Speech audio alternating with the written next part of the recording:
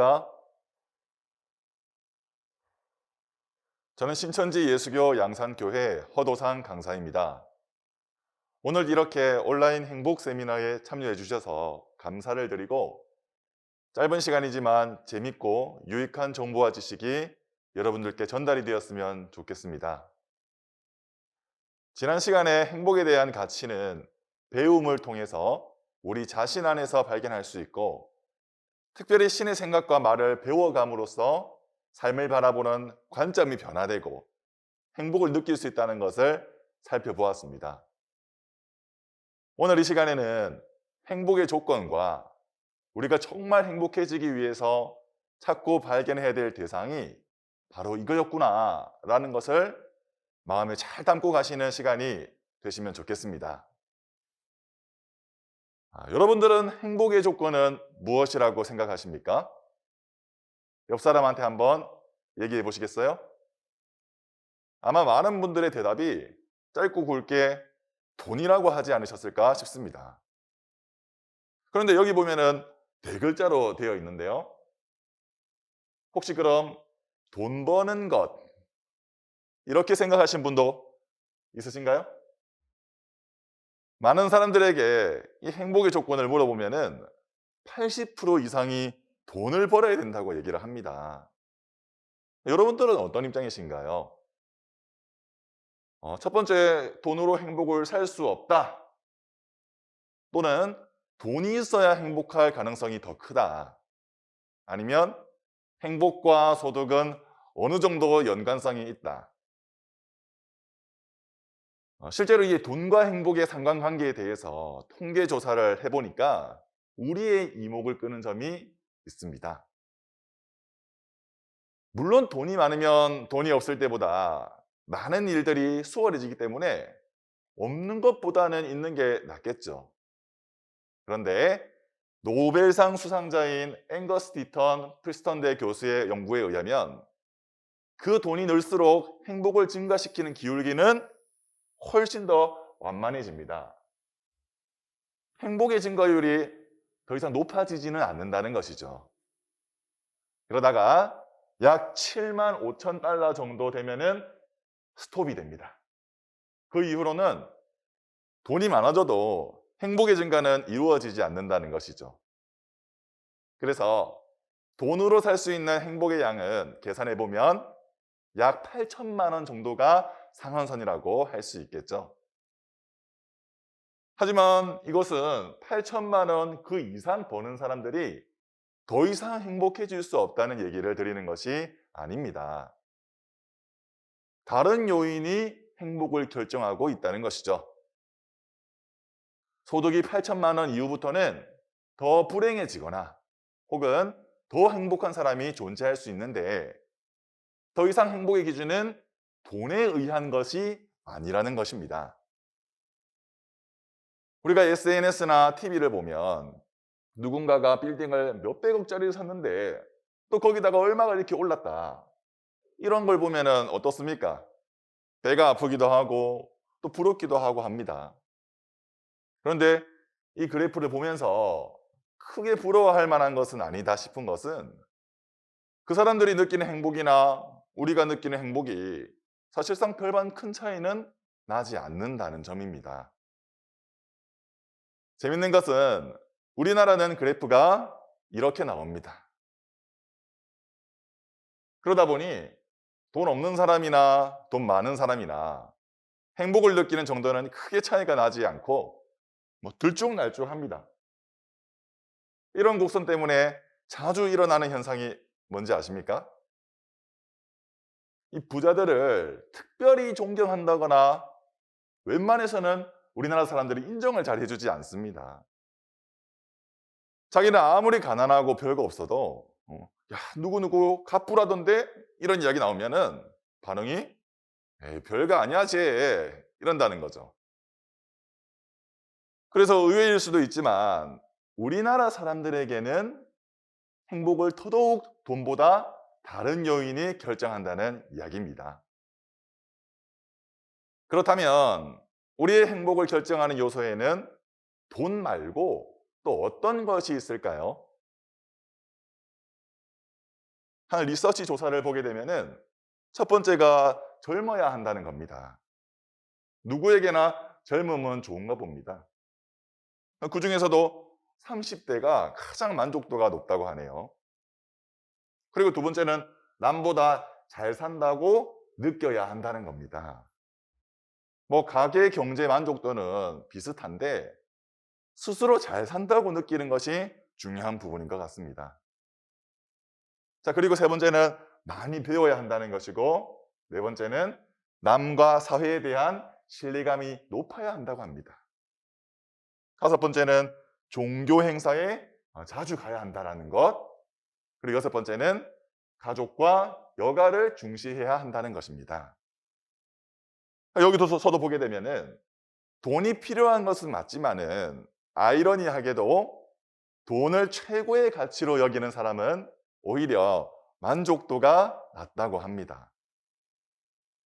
그래서 돈을 후손위로 두고 그 자리에 가치 있는 다른 것을 놓게 되었을 때 만족도가 더 높아질 수 있다는 생각을 우리가 해볼 필요가 있는 것 같습니다.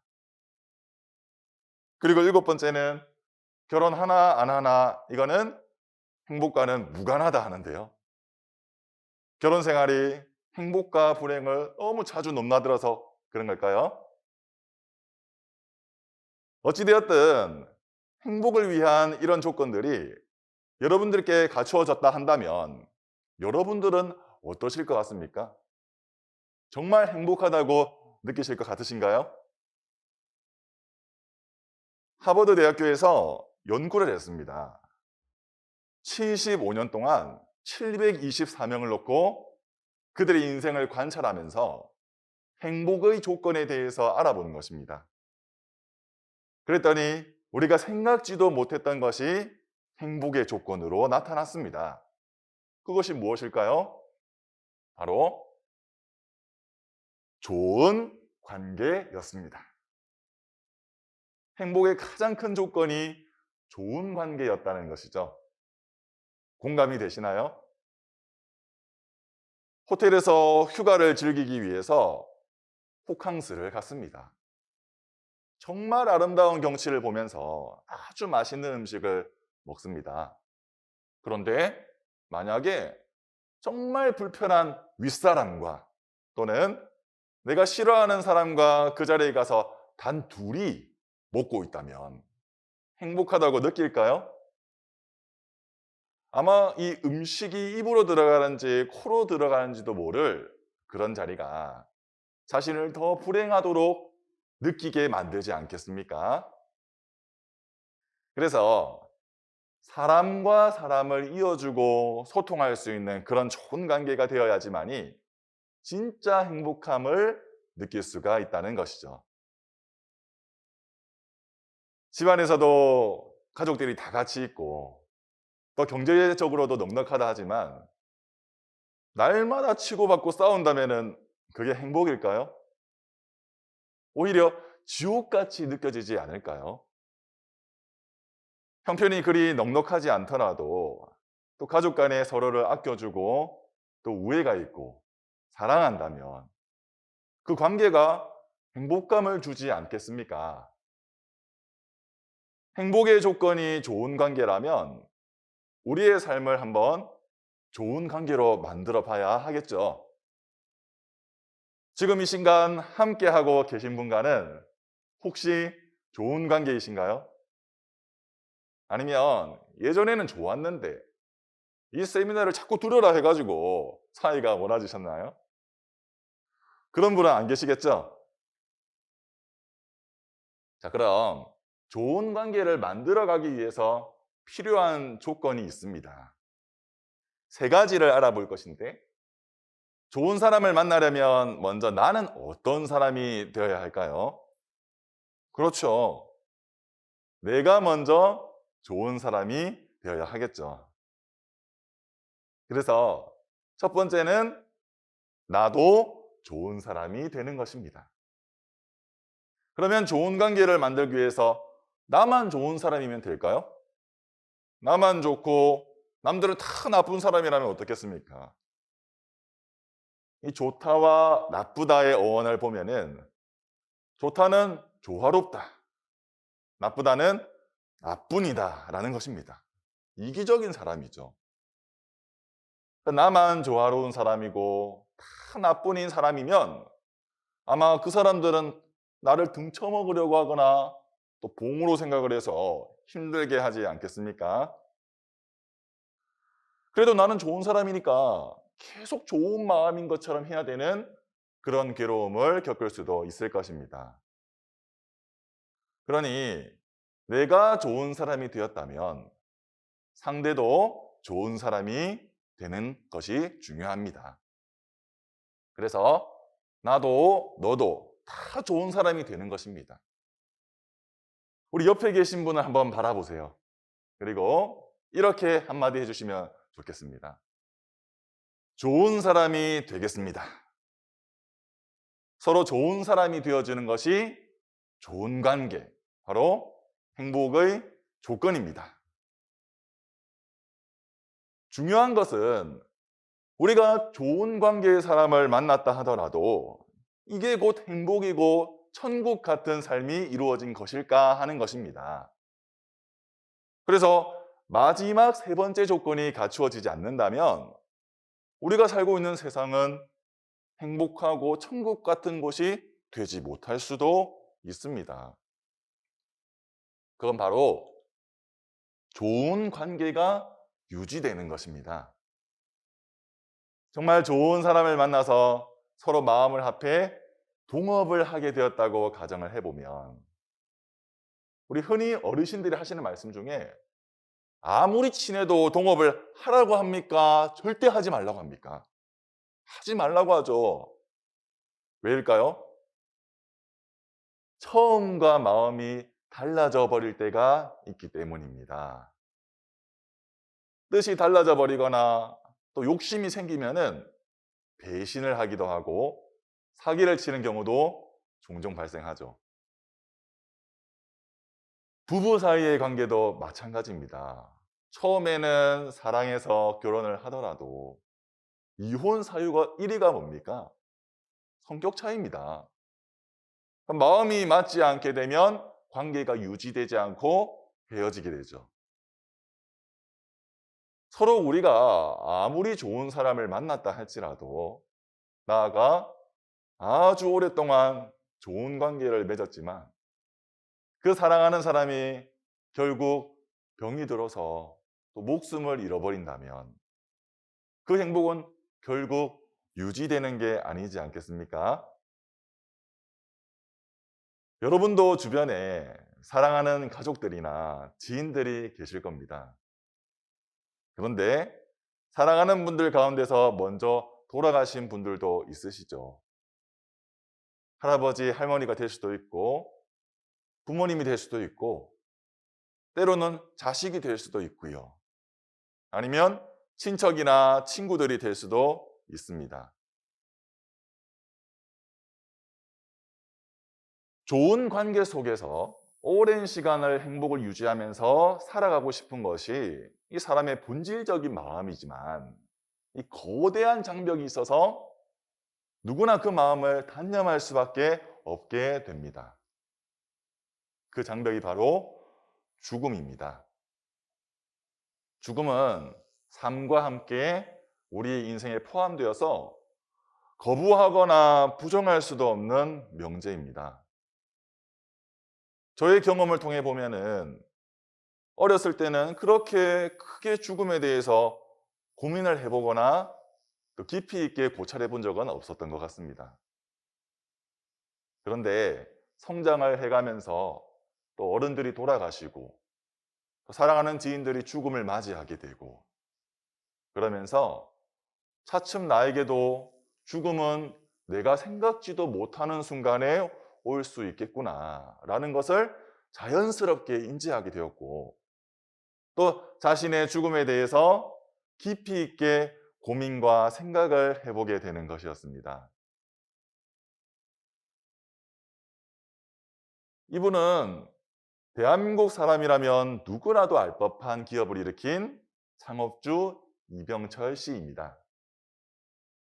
그분이 돌아가시기 전까지 꼭 알고 싶고 얻고자 했던 답은 무엇이었을까요?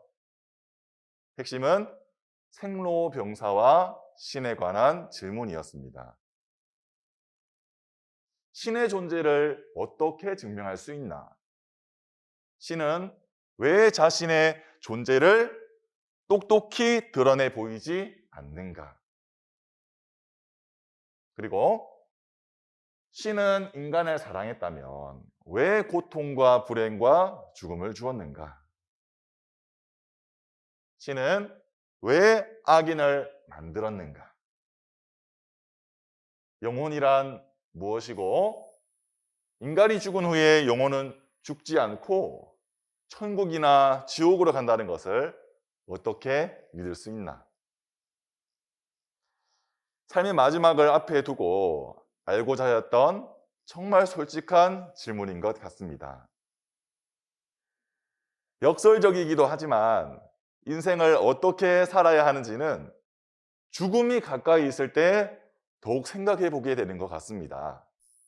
그리고 그런 생각을 해본 사람이라면 과연 내가 죽게 되면 내가 지금껏 가졌던 생각과 감정들은 일순간에 다 사라지고 허무하게 없어져 버리는 것인지, 또는 어떤 종교에서 말하는 것처럼 죽음 이후에 천국과 지옥이라는 사후 세계가 있어서 그곳에서 다시 삶을 이어갈 수 있는 것인지 고민에 빠지게 될 때가 있다는 것이죠. 여러분들, 우리 곁에 있다가 떠나가신 분들은 다 어디로 가셨을까요? 그리고 우리도 때가 되어 생을 마감하게 된다면 어디로 가게 될까요? 보통 돌아가셨다, 서거하셨다 이런 말을 많이 하죠. 갈 서에 갈 거자, 또 부를 소에 하늘 천자를 씁니다. 어디를 갔다고 얘기하는 걸까요? 바로 하늘나라 천국입니다. 그렇다면 그곳은 좋은 곳일까요? 아니면 나쁜 곳일까요? 우리가 현실에 집중을 하며 바쁘게 살아올 때는 놓쳐왔었지만 인생의 어떤 전환점에 접어들거나 뭔가에 열심을 낼 수 있을 만한 건강이 더 이상 허락되지 않아서 죽음을 겸허하게 받아들일 때는 정말 이 질문에 대해서 깊이 있게 생각해 볼 수밖에 없거든요. 그러나 속 시원하게 얘기해 주는 사람이 없으니 저 세상에 가게 되면은 천국과 지옥은 과연 있을 것인가? 그리고 그곳에서 나의 생각과 감정, 또 나의 마음과 영혼은 계속 연속이 되어서 삶을 살 수 있을 것인가? 오랫동안 의문으로 남게 되었던 것 아니겠습니까? 오늘 이 시간에는 흥미롭지만 누구도 알려주지 않았던 이런 질문에 대한 답변이 될 것입니다. 천국이 어떤 곳인지를 이해하기 위해서 우리에게 조금 더 익숙한 것들로 살펴볼까요? 여기 보게 되면 두 가지 음식이 있습니다.